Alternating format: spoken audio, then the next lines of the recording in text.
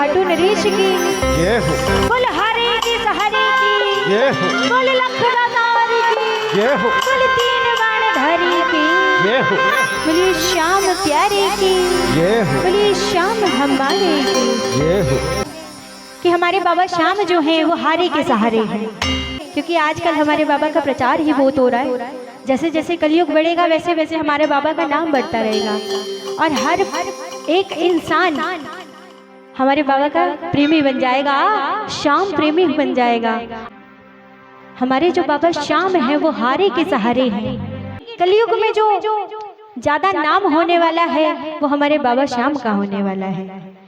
ऐसा नहीं है कि भगवान और नहीं है, वो सब अपना अपना काम करेंगे और सभी भगवान का आशीर्वाद ही तो है ना हमारे बाबा श्याम, है ना। जैसे जैसे कलयुग बढ़ेगा वैसे वैसे हमारे बाबा का नाम बढ़ेगा और जो भी हार के बाबा के दरबार में जाएगा बाबा उसका हाथ पकड़ेंगे और फिर कभी नहीं छोड़ेंगे। हमेशा बाबा के सामने बाबा को क्या बोलना है कि बाबा हम तो हारे हुए हैं। चाहे आपके पास जितनी धन दौलत आ जाए, जो मर्जी आपको मिल जाए, कुछ भी जो आप चाहते हो, लेकिन बाबा के सामने जब भी जाना है तो क्या बोलना है कि बाबा हम तो हारे हुए हैं और हमेशा आपके दरबार में रहना चाहते हैं, आपकी शरण में रहना चाहते हैं। जब तक हमारे बाबा ने दान नहीं दिया था अपने शीश को, उनसे पहले उनका नाम क्या था? वीर बर्बरी, है ना। और कौन थे वो? 5 पांडव थे, उनमें एक भीम थे। भीम के पुत्र घटोत्कच, घटोत्कच के पुत्र वीर बर्बरी।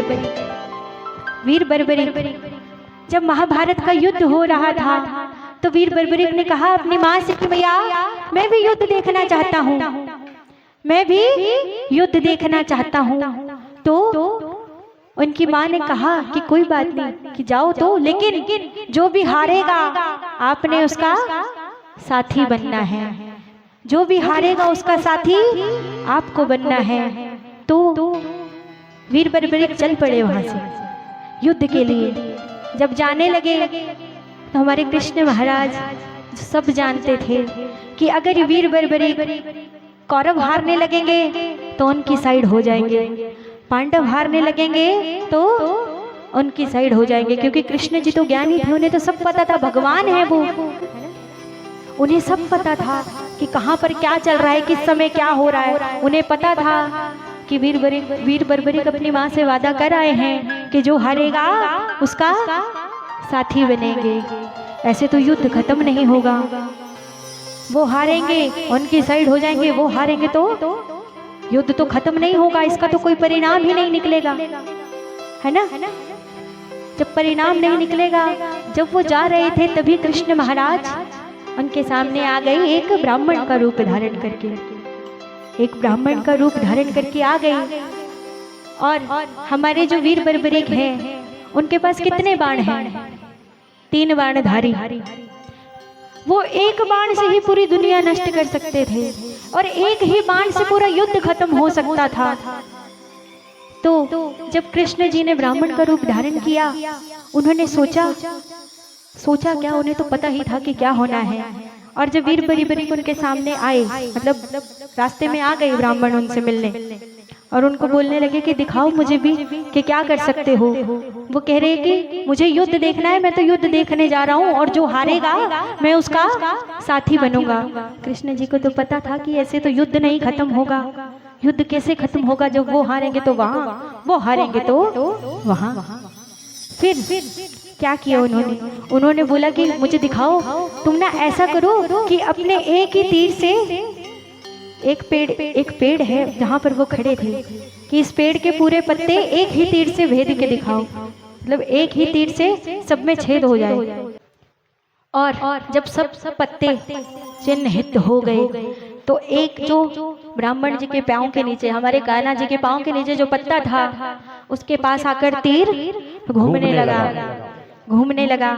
तो उन्होंने बोला कि ब्राह्मण देवता आप अपना पैर हटाइए, मैंने अपने जो तीर है उसको सिर्फ यही आदेश दिया कि पत्ता भेदना है, आपके पाँव को नहीं, तो आप अपना पाँव हटाइए। तो क्या नहीं हो सकता, युद्ध का क्या ही होगा, युद्ध का तो कोई अंत ही नहीं निकलेगा, जो हारेगा उधर साइड हो जाएंगे। तो फिर उन्होंने बोला, वहीं पर अर्जुन भी आए और हमारे कृष्ण महाराज भी वहीं पर थे और वीर बर्बरीक भी वहीं पर थे। उन्होंने बोला कि आपको तो युद्ध लड़ना है, अर्जुन ने तो युद्ध लड़ना है, और कान्हा जी उनके सारथी थे, है ना, कान्हा जी उनके सारथी थे, तो वो भी नहीं दे सकते थे। तो उन्होंने बोला कि मैं दूंगा, बिना कुछ सोचे समझे, किसी चीज के बारे में नहीं सोचा और एकदम से बोल दिया कि मैं दूंगा।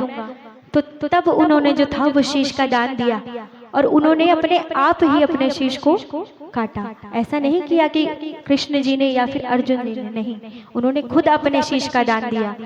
और इस चीज से प्रसन्न होकर हमारे कान्हा जी ने उनको ये वरदान दिया कि आने वाले समय में, कलयुग में, आप खाटू नाम के गांव में श्याम नाम से पूजे जाओगे, कि आपकी पूजा कलयुग में, जैसे जैसे कलयुग बढ़ेगा वैसे वैसे आपकी पूजा होगी।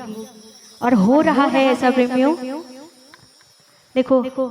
और जब युद्ध खत्म हुआ, ये बात तब की है जब कान्हा जी ने उन्हें वरदान दिया कि आने वाले समय में आप खाटू श्याम के नाम से जाने जाओगे, खाटू नाम का गांव, और श्याम नाम आपका होगा, श्याम नाम आपका होगा। जब युद्ध खत्म हुआ, पांचों पांडव जो थे उनमें गुरूर आ गया कि युद्ध मेरी वजह से जीते, युद्ध मेरी वजह से जीते, युद्ध मेरी वजह से जीते, सब में अभिमान आ गया। तो कान्हा जी ने बोला कि इसका एक साक्षात, जिन्होंने सारा युद्ध देखा है, एक इंसान और है, उससे जाकर हम पूछते हैं कि आप बताओ कि किसकी वजह से जो युद्ध है वो जीता।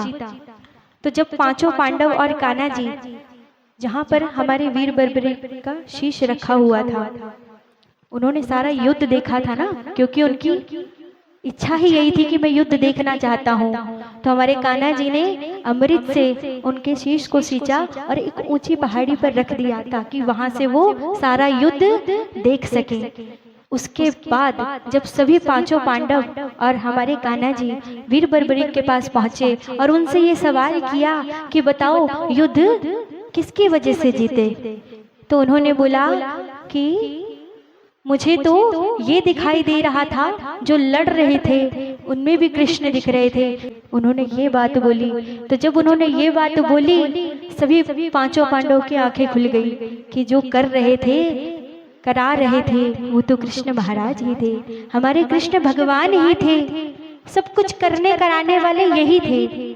तब आप ये सोचो कि जब हमारा बच्चा किसी भी चीज में अव्वल आता है, हमें कितनी खुशी होती है। हम उसे कहते हैं कि जो चाहिए बताओ, हम तुम्हें देंगे, जो भी चाहिए हम दिलाएंगे। और जब ये बात कान्हा जी ने उनके मुंह से सुनी वीर बर्बरीक महाराज के, तो उन्हें कितनी प्रसन्नता हुई होगी, कितने गदगद हुए होंगे वो कि उनको सिर्फ और सिर्फ हमारे कृष्ण भगवान दिखाई दिए सारे युद्ध में। उन्हें कुछ और नहीं दिखाई दिया, सिर्फ और सिर्फ कृष्ण भगवान दिखाई दिए। और हमारे कृष्ण महाराज इतने प्रसन्न हो गए कि उन्होंने हमारे बर्बरीक महाराज को वरदान दे दिया कि आने वाले समय में खाटू नाम के गांव में श्याम नाम से आपकी पूजा होगी।